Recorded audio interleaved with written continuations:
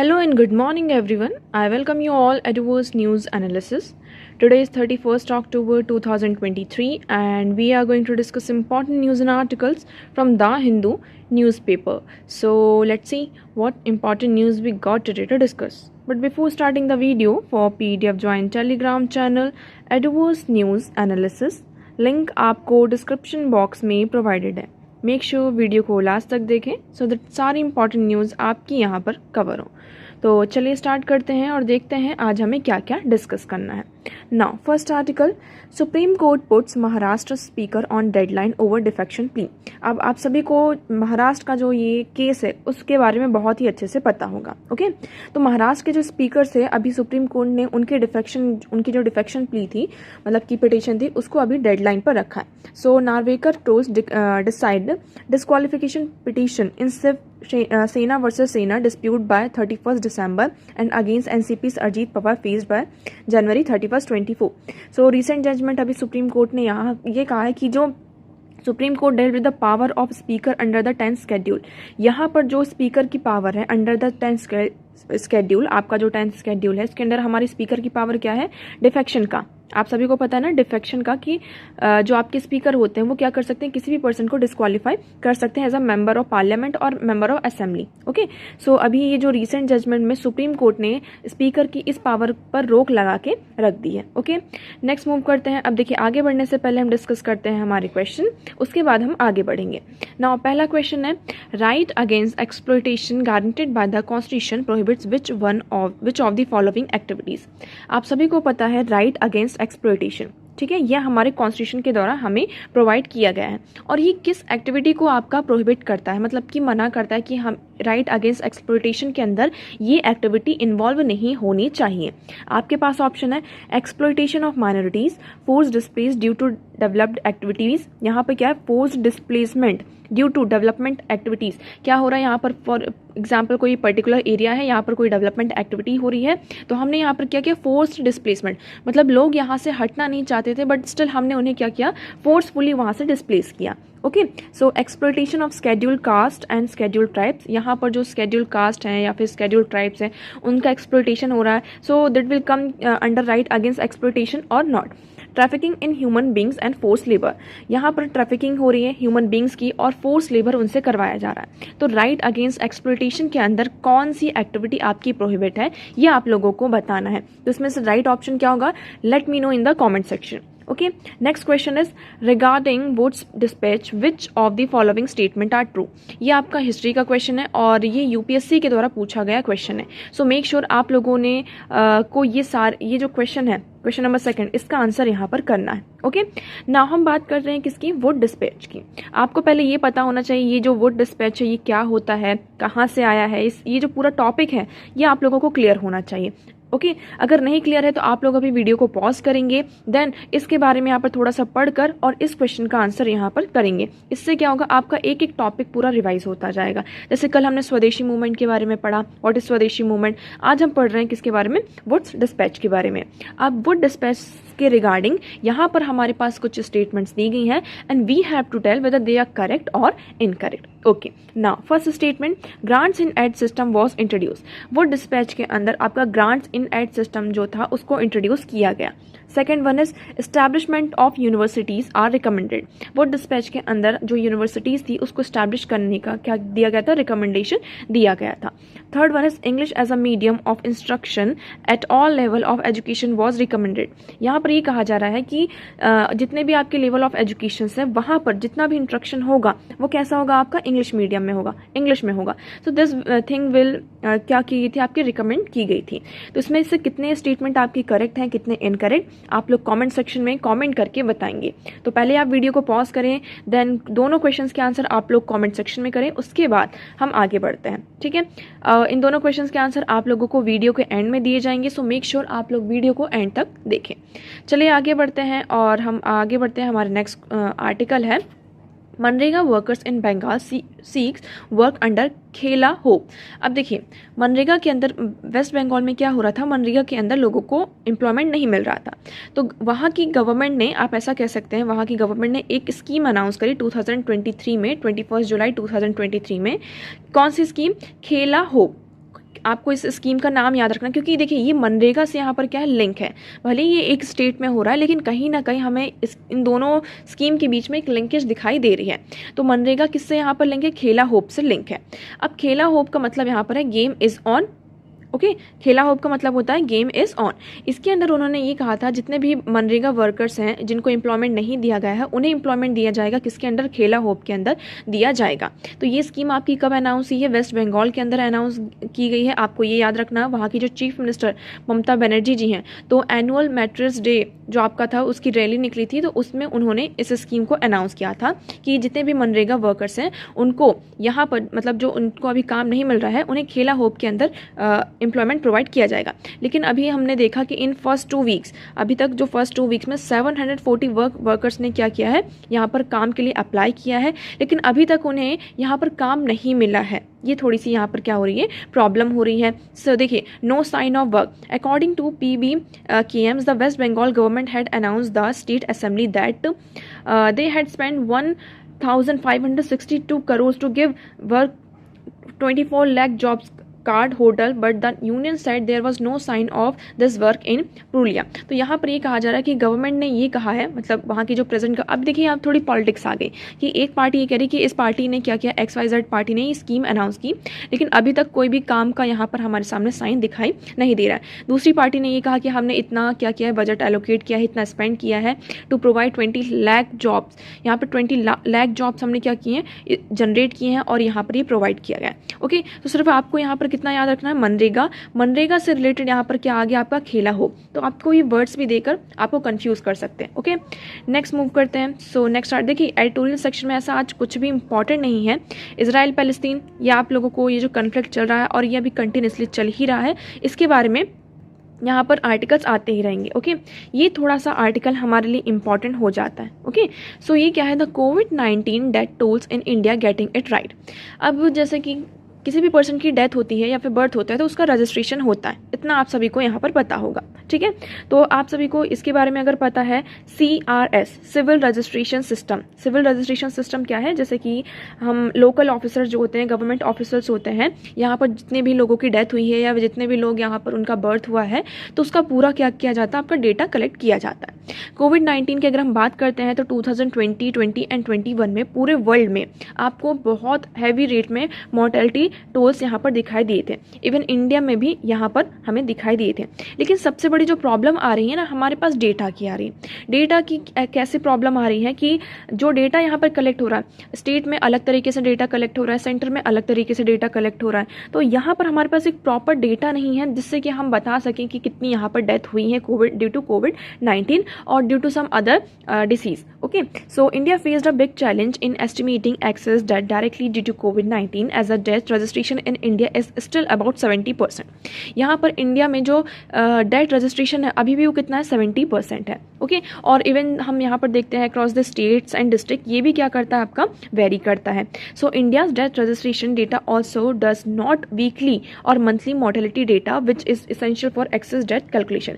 और यहाँ पर इंडिया का जो डेथ रजिस्ट्रेशन है वो ऐसा नहीं है कि वीकली हो रहा है, मंथली हो रहा है, मतलब यहाँ पर डेटा एक तरीके से प्रॉपर तरीके से नहीं है कि एक वीक में कितनी डेथ हुई, एक मंथ में यहाँ पे कितनी डेथ हुई। तो ये थोड़ा सा जो है हमारे लिए प्रॉब्लम बनता जा रहा है, चैलेंज बनता जा रहा है, जिससे कि हम जो डेटा कैलकुलेशन है वो अच्छे तरीके से नहीं कर पा रहे हैं। Okay, so to access the mortality toll, आपको ये पॉइंट यहाँ पर याद रखना है, हमारा क्या है, एक independent investigator compile mortality record है from local officers of the government civil registration system. ये क्या है, आपका सिविल रजिस्ट्रेशन सिस्टम, जो कि आपका 14 स्टेट और 9 सिटीज में है, जिसमें यहाँ पर जनवरी 2018 से मई 2021 तक का जो पूरा डेटा है, अभी उन्होंने पूरा जो कंपाइल डेटा है उसका जो सीरीज है उसको पब्लिश किया। किसने, सिविल रजिस्ट्रेशन सिस्टम के द्वारा इसको पब्लिश किया गया। ओके, यहाँ पर फिर आपका क्या है, सैंपल रजिस्ट्रेशन सिस्टम भी है।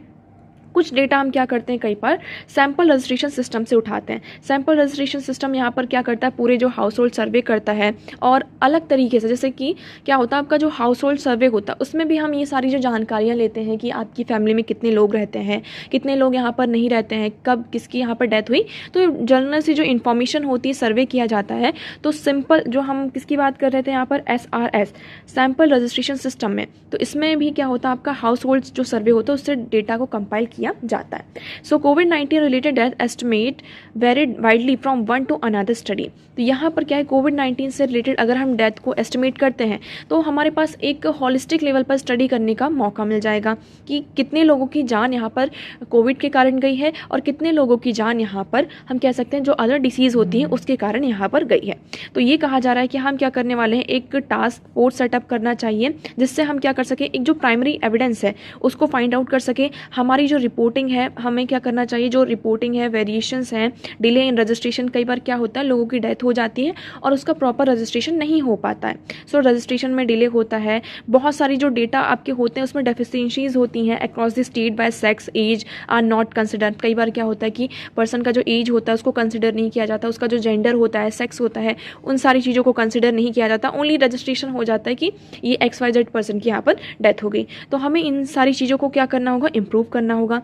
ओके, सो डिस्ट्रिक्ट लेवल यहाँ पर एक इंटरवेंशन की ज़रूरत है। ये कहा जा रहा है कि going forward the imperative for accurate district level mortality measures is urgent. यहाँ पर डिस्ट्रिक्ट लेवल मॉर्टेलिटी मेजर्स क्या है, बहुत ही ज़्यादा अर्जेंट है, जिससे कि हम क्या कर सकें, जो हमारा maternal and child health condition पर बर्डन है जो बढ़ता ही जा रहा है, infectious disease, non communicable disease और इंजरीज है, ये जो जितने भी मतलब कि आपके बर्डन्स है इसको हम क्या कर पाएंगे, टैकल कर पाएंगे। Okay, so hence with the output of such a detailed analysis would complete the debate on pandemic mortality in India. तो अगर हम यहाँ पर डिटेल एक एनालिसिस करते हैं तो ये क्या करेगा, इंडिया में जो पेंडेमिक था उसकी जो डिबेट है उसको पूरी तरीके से कंप्लीट करके ख़त्म कर देगा। ओके, सो आई होप इतना यहाँ पर आपको क्लियर होगा। तो यहाँ पर क्या कहा जा रहा है कि जो नेशनल टास्क फोर्स है for data analysis along with propose initiative for data quality improvement will vastly enhance the utility of CRS for routine local national mortality measurement in India. तो यहाँ पर क्या करना होगा, नेशनल टास्क फोर्स क्या करती है, आपका डेटा एनालिसिस है, आपका नेशनल टास्क फोर्स है फॉर द डेटा एनालिसिस। तो इन्हें क्या इनिशिएटिव लेना चाहिए, जो CRS है इसकी हम यूटिलिटी को कैसे इन्हेंस करें, कैसे इंप्रूव किया जाए। ओके, अब हम कुछ फैक्ट्स देख लेते हैं किसके बारे में, registrar general. So the registrar general of India was founded in 1961 bye the government of India under the ministry of home affairs. यह आप लोगों को पता होना चाहिए, किसके बारे में, रजिस्ट्रार जनरल। इसे 1961 में फाउंड किया गया था by the government of India under the ministry of home affairs. Okay, आपका जो सिविल रजिस्ट्रेशन सिस्टम है in India is unified process to continuous permanent compulsory and universal recording of vital events, birth, death, stillbirths and characteristics thereof. तो मतलब ये क्या है, आपका civil registration system एक आपकी एक यूनिफाइड प्रोसेस है जिसमें कि जो कंटिन्यूअस, परमानेंट और कंपल्सरी यूनिवर्सल रिकॉर्डिंग की जाती है, जैसे कि बर्थ हो रहा है किसी का, किसी की डेथ हो रही है, स्टिल बर्थ्स, इन सारी चीज़ों की क्या की जाती है, आपकी रिकॉर्डिंग की जाती है। So the data generated through the complete and up to data CRS is essential for socio economic planning. अभी डेटा हमारे लिए इंपॉर्टेंट क्यों हो जाता है, जो हम यहाँ पर सोशियो इकोनॉमिक प्लानिंग करते हैं तो उसके लिए ये डेटा हमारे लिए क्या हो जाता है, बहुत ही ज़्यादा इंपॉर्टेंट हो जाता है। नेक्स्ट हम RBD की भी बात कर लेते हैं, registration of birth and death act है आपका यहाँ पर, यह आपका 1969 में इनेक्ट किया गया था to promote uniformity and comparability in the registration of birth and death across the country. तो यहाँ पर डेथ और जो बर्थ आपकी जो जन्म होती है और जो मृत्यु होती है उसका जो रजिस्ट्रेशन होता है उनके बीच में हम क्या ला सके, एक यूनिफॉर्मिटी और कंपैरेटिबिलिटी को लेकर आए कि कितने लोगों की यहाँ पर डेथ हो रही है और कितने लोग यहाँ पर बॉर्न हो रहे हैं, कितने लोगों का यहाँ पर जन्म हो रहा है। तो इसके बीच में एक कंपैरिजन को क्रिएट करने के लिए, यूनिफॉर्मिटी को प्रमोट करने के लिए इस एक्ट को यहाँ पर आपका लेकर आया गया था, इनेक्ट किया गया था। ओके, सो आई होप इतना आपको क्लियर होगा। मूव करते हैं नेक्स्ट आर्टिकल की तरफ। So next article is towards stabilisation of US China ties. अब यहाँ पर क्या हो रहा है, US चाइना डायलॉग्स आपके होने वाले हैं। अगर हम पेंडेमिक के बाद देखें तो this is the first time China के जो फॉरेन मिनिस्टर हैं, मतलब कि चाइना का जो कोई इतना बड़ा ऑफिशियल्स में से यहाँ पर क्या कर रहे हैं, US की विजिट में जा रहे हैं। मतलब कि विजिट तो हुई है, ऐसा नहीं है कि इनकी मीटिंग नहीं हुई चाइनीज ऑफिसर्स की और US के किसी भी ऑफिशियल्स की, लेकिन जैसे कि G20 समिट हुआ आपका, है ना, तो इनके साइड लाइन्स में होती थी। बट यहाँ पर हम देखें जो स्टेट विजिट होती है, this is the first time after the pandemic. Okay, इतना आपको क्लियर हुआ। अब यहाँ पे यूएस और चाइना के बीच की बात की गई है कि अगर हम यूएस की पावर देखें तो यूएस की, अमेरिका की जो पोजीशन है उसको अभी चाइना क्या कर सकते, इतनी जल्दी खत्म नहीं कर सकता। So high level and repeated interaction is crucial to clear up misperception, avoid miscommunication, send ambiguous signals. तो यहाँ पर ये कहा जा रहा है कि हमें एक इंटरेक्शन हमारे बीच में होना चाहिए, किसके बीच में, अमेरिका और चाइना के बीच में। ओके, इससे क्या होगा कि जो आपका मिसपरसेप्शन है, मिसकम्युनिकेशन है, जितने भी एम्बिग्यूअस सिग्नल्स हैं, इसको हम क्या कर सकेंगे, अवॉइड कर सकेंगे, और जो भी यहाँ पर मेजर क्राइसिस है उसकी तरफ हम कुछ अच्छा सॉल्यूशन लेकर आ सकते हैं। यहाँ पर साइडलाइन में G20 जो आपकी बाले समिट हुई थी, वहाँ पर हमने ताइवान के बारे में डिस्कस किया था। ओके, ताइवान के बारे में डिस्कस किया था, कंपटीशन और जो स्ट्रेटेजिक कम्युनिकेशन है, इन सारी चीज़ों के बारे में डिस्कस किया गया था। अब अगर हम करंटली यूएस की बात करते हैं तो यूएस की जो स्ट्रेंथ है अभी इकोनॉमिक लेवल पर, तो यूएस की क्या हो रही है, आपकी इकोनॉमी वहाँ पे स्ट्रेंथन हो रही है, वाइल चाइना की जो है वो स्टम्बलिंग हो रही है। इतना आपको यहाँ पे क्लियर है। So Biden administration has been able to revive America's traditional alliance in Europe and account of Ukraine war. यहाँ पर बाइडेन एडमिनिस्ट्रेशन की बात करते हैं, उन्होंने उनका जो ट्रेडिशनल अलायंस था यूरोप में, उसको यहाँ पे बना के रखा, उसको रिवाइव करके रखा, जैसे कि आप देख सकते हैं इसका बेस्ट एग्जांपल यूक्रेन वॉर में। ओके, और उन्होंने अपना एक हब एंड स्पोक अलायंस कहाँ पर, इंडो पैसिफिक रीजन में भी क्या करके रखा, कवर करके रखा है, जिसमें आप देख सकते हैं इंडो पैसिफिक रीजन में आपका कौन आ जाता है, ऑस्ट्रेलिया, वियतनाम एंड जापान। तो देखिए यहाँ पर चाइना भी है, और यूएस क्या कर रहा है, जो चाइना का इंपोर्ट और एक्सपोर्ट है, चाइनीज जो हाईटेक इंडस्ट्रीज हैं, इस पर भी मेंटेन कर रहा है कि कहाँ पर कितना यहाँ पर यूएस के मतलब चाइना के द्वारा आपका इन्वेस्टमेंट हो रहा है, कहाँ पर चाइना का इन्वेस्टमेंट नहीं करना, उस पर भी यूएस क्या कर रहा है, आपका रेस्ट्रिक्शन लगा रहा है।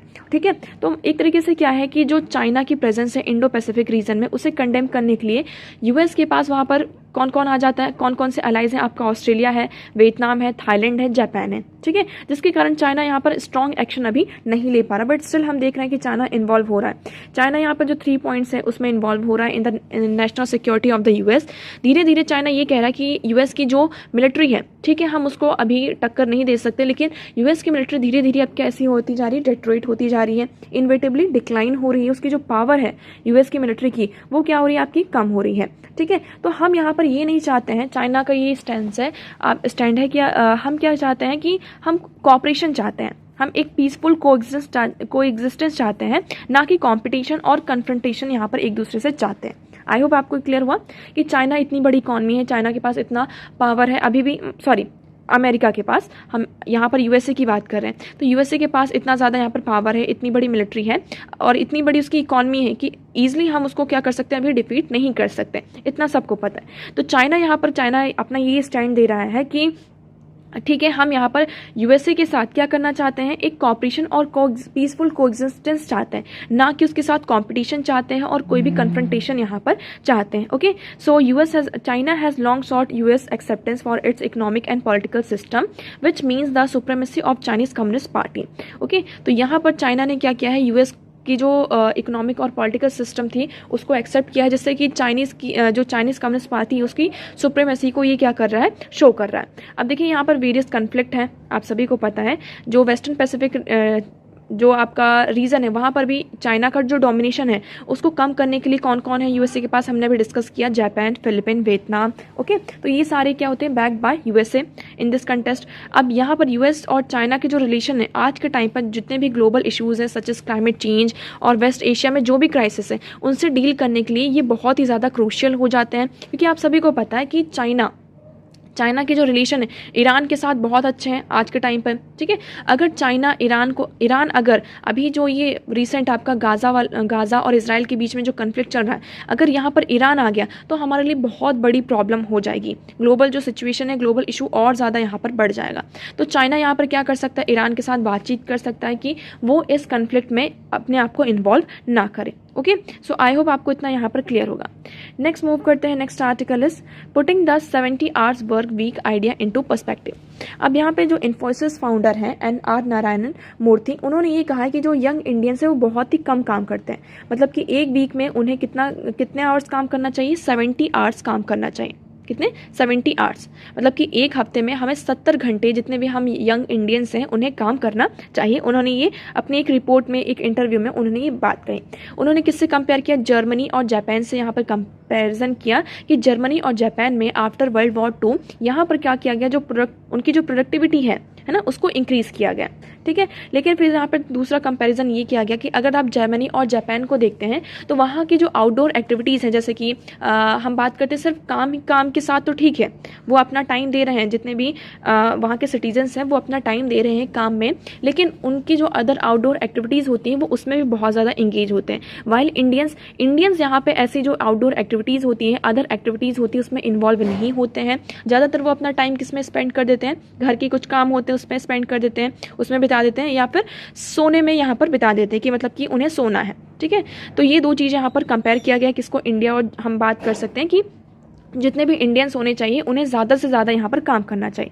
दूसरी तरफ यहाँ पर एक कंपैरिजन ये हुआ है कि अगर हम बात करते हैं क्या लेबर प्रोडक्टिविटी की, देखिए एक घंटे में कोई काम, एक पर्सन है जो एक घंटे में वो कितना काम कर रहा है, वो उसने 12 फाइल्स क्या कर दी? कंप्लीट कर दी। वाइल यहाँ पर 2 घंटे काम करके जो पर्सन है वो 12 फाइल उसने कंप्लीट करी। मतलब एक पर्सन है यहाँ पर XYZ और दूसरा है यहाँ पर ABC ने 2 घंटे काम किया और 12 फाइल्स कंप्लीट की।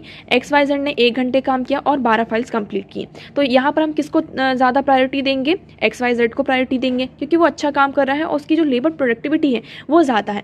यही एग्जाम्पल दिया गया क्या? इंडिया की जो लेबर प्रोडक्टिविटी है वो 89% है। कितनी है? 89% है। वाइल आप यहाँ पर किसको? जर्मनी और जापान की देखें तो वहाँ पर उनकी जो लेबर प्रोडक्टिविटी है वो कितनी है? 4.2% एंड 8% रिस्पेक्टिवली। ओके, सो यहाँ पर कितना ज़्यादा आपको डिफरेंस देखने को मिल रहा है, ड्रास्टिक डिफरेंस आपको यहाँ पर लेबर फोर्स में देखने को मिल रहा है। तो हमें किस चीज़ से यहाँ पर कंपेयर करना चाहिए, किस चीज़ से नहीं, इस पर हमें फोकस करना होगा कि लेबर जो आपका वर्क आवर्स है, आपका जो वर्किंग आवर्स है उसको इंक्रीज़ करके क्या आप लेबर प्रोडक्टिविटी को भी इंक्रीज़ कर पाएंगे? तो ये हमारे लिए थोड़ा सा क्वेश्चन बना हुआ है। वाइल अगर हम इंडिया की बात करते हैं तो इंडिया में जो लेबर प्रोडक्टिविटी है वो यहाँ पर इंक्रीज़ हुई है। ओके, सो आई होप आपको इतना यहाँ पर क्लियर हुआ।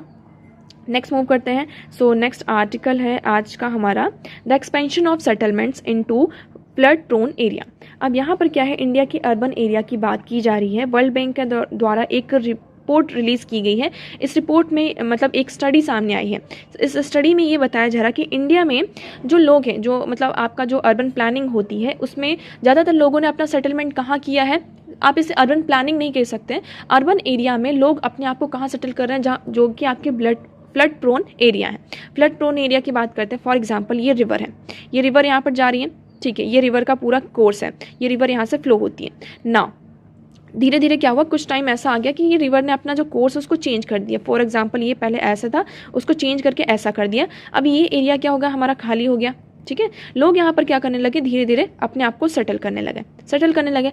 फॉर एग्जांपल अब यहाँ पे बहुत तेज़ बारिश हुई। अब ये बारिश के कारण क्या हुआ, ये जो रिवर थी उसने अपना फिर से कोर्स चेंज कर लिया और अपने जो पुराना वाला उसका जो कोर्स था वहाँ पर वो आ गई। तो इससे यहाँ पर क्या हुआ, कोर्स क्या हुआ, जो लोग यहाँ पर सेटल थे अब यहाँ पे फ्लड आ गया। मतलब आप रिवर के एरिया में जा रहे हो, वो उसी का एरिया था, ठीक है, आपने वहाँ पर सेटलमेंट किया है, तो इसमें वहाँ पर रिवर की कोई गलती नहीं। आप ऐसा नहीं कह सकते कि यहाँ बाढ़ आ गई, यहाँ पर फ्लड आ गया। ठीक है, तो ये इस आर्टिकल में यही कहा गया है कि हम यहाँ पर देख रहे हैं कि लोग यहाँ पर मतलब कि रिवर जो आपके फ्लड प्रोन एरियाज़ है वहाँ पर लोगों का जो सेटलमेंट है वो डबल हो चुका है। सो इंडिया, आप यहाँ पर देखें, India's urban area have been flooding more and more often destroying lives and livelihood. यहाँ पर क्या हो रहा है, जो इंडिया का अर्बन एरिया वहाँ पर फ्लडिंग बहुत ही ज़्यादा हो रही है, जिसके कारण लाइव्स और लाइवलीहुड है वो क्या हो रही है, आपकी डिस्ट्रॉय हो रही। Yet according to study led by World Bank the published in Nature on October 4, flood risk in many cities is rising because they are expanding into flood prone areas। तो यहाँ पर इस वर्ल्ड बैंक की जो study है उन्होंने ये कहा कि जो फ्लड रिस्क है बहुत सारी सिटीज़ में इसलिए बढ़ रहा है क्योंकि उन्होंने क्या किया है, अपना जो एक्सपेंशन है वो फ्लड प्रोन एरिया में किया है। ठीक है, so the risk and disproportionality higher for those living in informal structure. हम कई बार क्या होते हैं, जो अर्बन प्लानिंग होती है, जो नॉर्मल सेटलमेंट होता है उसके लिए कोई प्लानिंग नहीं करते, हम गए और डायरेक्टली यहाँ पे सेटल हो जाते हैं। जो आपके बड़े बड़े प्रोजेक्ट्स होते हैं, डेवलपमेंट प्रोजेक्ट्स होते हैं, उसके लिए हम थोड़ी प्लानिंग करते हैं, अर्बन प्लानिंग की जाती है, सारी चीज़ें देखी जाती हैं, क्या क्या रिस्क है, क्या क्या रिस्क नहीं है। लेकिन ये जो छोटे लेवल पर आपके सेटलमेंट्स होते हैं वहाँ पर कोई भी ऐसी चीज़ नहीं होती है जिसके कारण हमें ये जो प्रॉब्लम है उसको फेस करना पड़ता है। So there has been a rise in eco tourism resort on forest land and the construction of land structures including government buildings and even religious structure on rivers flood पे। अब जो आपके reverse flood plains हैं वहाँ पर क्या हो रहा है, आपका फॉर जो इको टूरिज्म जो रिजॉर्ट्स है उसको कंस्ट्रक्ट किया जा रहा है। लार्ज जो स्ट्रक्चर्स हैं, बिल्डिंग्स हैं, गवर्नमेंट बिल्डिंग्स हैं, आपके जो रिलीजियस स्ट्रक्चर्स हैं, वो सारे आपके फ्लड प्लेन्स में क्या किए जा रहे हैं, आपके बिल्ड किए जा रहे हैं। सो अगर वहाँ पर अगर अच्छी बारिश हो जाती है तो ये तो ऑब्वियस है कि वहाँ पर फ्लड आना ही आना है और जान मान की हानि होनी ही होनी है। तो हमें यहाँ पर क्या करना चाहिए, हमें जितने ये कहा जा रहा है कि ज़्यादातर ये जो केसेस हैं आपकी मिडिल इनकम कंट्रीज़ में देखने को मिल रहा है। कहाँ? मिडिल इंडियन कंट्रीज़ में। इवन जो आपकी लो और हायर इनकम कंट्रीज़ हैं वहाँ पर ऐसा सेटलमेंट हमें देखने को नहीं मिल रहा है। ओके, सो हमें यहाँ पर क्या करना चाहिए, so recognising what these areas are and that we are actually expanding into them is a first step towards sustainable urban planning that address risk. तो यहाँ पर एक हमें सस्टेनेबल अर्बन प्लानिंग की ज़रूरत है जो कि क्या करे, जितने भी ये रिस्क हैं उनको क्या करे, ये एड्रेस करे। ओके, सो आई होप आपको ये आर्टिकल यहाँ पर क्लियर होगा। नेक्स्ट मूव करते हैं। देखिए अब नेक्स्ट हमारे पास ऐसा कुछ भी इंपॉर्टेंट नहीं है जो हमारे एग्जाम के लिए इंपॉर्टेंट हो। आपके साथ ये पीडीएफ शेयर कर दी जाएगी, तो आप लोग इस न्यूज़पेपर को एक बार गो थ्रू कर लीजिएगा, आपको यहाँ पर सारी चीज़ें समझ में आ जाएंगी। चलिए आगे बढ़ते हैं, आप डिस्कस कर लेते हैं हमारा क्वेश्चन। तो आज का हमारा पहला क्वेश्चन था राइट अगेंस्ट एक्सप्लॉयटेशन। तो इसमें आपका करेक्ट ऑप्शन हो जाता है option D, trafficking in human beings and forced labour. तो ये क्या करता है, this activity is prohibited under right against exploitation. Right against exploitation के अंदर जो ट्रैफिकिंग इन ह्यूमन बींग्स और फोर्स्ड लेबर है उसको क्या किया गया, आपका प्रोहिबिट किया गया है। So your right answer is option D. Second question की बात करते हैं regarding Wood's dispatch which of the following statements are true. यहाँ पे हम वुड्स पेज की बात करते हैं, इसमें आपका करेक्ट ऑप्शन क्या होगा, तो इसमें हम देखिए करेक्ट ऑप्शन की बात करते हैं तो इसमें करेक्ट ऑप्शन होगा आपका ए, 1 and 2 only. So Wood dispatch था, उसमें ग्रांट्स इन एड जो सिस्टम था उसको इंट्रोड्यूस किया गया था और जितने भी यूनिवर्सिटीज़ हैं उनको इस्टेब्लिश करने का रिकमेंडेशन यहाँ पर दिया गया था। एक बार आप एक्सप्लेनेशन देखिए, आपको यहाँ पर क्लियर होगा। इन 1854 चार्ल्स वुड, यहाँ पे चार्ल्स वुड उन्होंने क्या किया था, एक डिस्पैच को प्रिपेयर किया था for an education system of India, India के एजुकेशनल सिस्टम के लिए, इसलिए इसको हम वुड डिस्पैच कहते हैं। ठीक है, so consider the Magna Carta of English education in India. यहाँ पर इसे इंग्लिश एजुकेशन जो इंडिया में इंग्लिश एजुकेशन है उसका मैग्ना कार्टा यहाँ पर किया जाता है। So it asks the government of India to assume responsibility for education of masses. यहाँ पर मास एजुकेशन की बात की गई थी। यहाँ पे एंग्लो वर्नाकुलर हाई स्कूल्स को बात की गई थी कॉलेज और डिस्ट्रिक्ट लेवल पर। ओके, जो प्रेसिडेंसी कलकत्ता, बॉम्बे और मद्रास यूनिवर्सिटीज़ को एफिलिएट होनी चाहिए। उन्होंने इंग्लिश मीडियम को यहाँ पर जितने भी हायर स्टडीज़ हैं और वर्नाकुलर स्कूल्स हैं वहाँ पर इंग्लिश मीडियम जो इंग्लिश को रिकमेंड किया था। यहाँ पर उन्होंने फीमेल और वोकेशनल पर ज़्यादा स्ट्रेस किया था, एजुकेशन पर, टीचिंग ट्रेनिंग पर। ओके, सो ये चारे आपके पास ये जो पीडीएफ इसको शेयर कर दी जाएगी, तो आप वुड डिस्पैच के बारे में सारी चीज़ें यहाँ पर एक बार गो थ्रू करिएगा। सो ये प्राइमरी फेज था हमारे एजुकेशन सिस्टम का इन इंडिया। सो आज के लिए इतना ही हूँ, मैं उम्मीद करती हूँ आपको सारी चीज़ें यहाँ पर क्लियर होंगी। बट अगर आपको अभी भी कोई डाउट लगता है तो आप कॉमेंट सेक्शन में कॉमेंट करके पूछ सकते हैं। ओके, सो आज के लिए इतना ही। अगर वीडियो पसंद आया हो तो वीडियो को लाइक करना, चैनल को सब्सक्राइब एंड शेयर करना ना भूलें। So that's for all today. Thank you so much for discussion.